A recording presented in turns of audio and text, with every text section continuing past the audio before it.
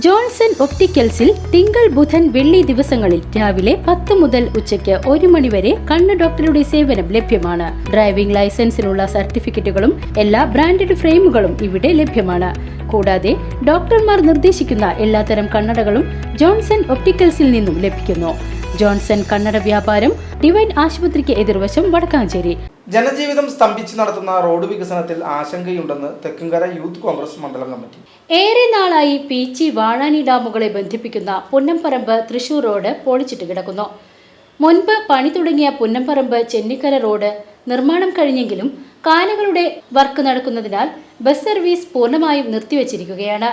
ഇതിൽ സാധാരണക്കാരായ ജോലിക്കാർക്കും സ്കൂൾ വിദ്യാർത്ഥികൾക്കും ഏറെ പ്രയാസമുണ്ട്. പൊളിച്ചിട്ട ഭാഗങ്ങളിലും പാലങ്ങൾ നിർമ്മിക്കുന്നിടത്തും മുന്നറിയിപ്പ് ബോർഡുകളോ സുരക്ഷാ മുന്നറിയിപ്പുകളോ കാര്യക്ഷമമായ രീതിയിലല്ല ഉള്ളത്. ഒരു റോഡിന്റെയും നിർമ്മാണം ഒന്നും പൂർത്തീകരിക്കാതെ ഇപ്പോൾ പനങ്ങാട്ടുകര പുന്നംപറമ്പ് റോഡ് നിർമ്മാണത്തിന്റെ പേരിൽ പൂർണ്ണമായും അടച്ച രീതിയിലാക്കി. പുന്നംപറമ്പ് സെന്റ് ആന്റണീസ് പള്ളിത്തിരുന്നാൾ നടക്കാനിരിക്കുകയും ഫെബ്രുവരിയിൽ മച്ചാട് മാമാങ്കം ആഘോഷങ്ങളെ ഇത് ബാധിക്കുമെന്നത് ഉറപ്പാണ്.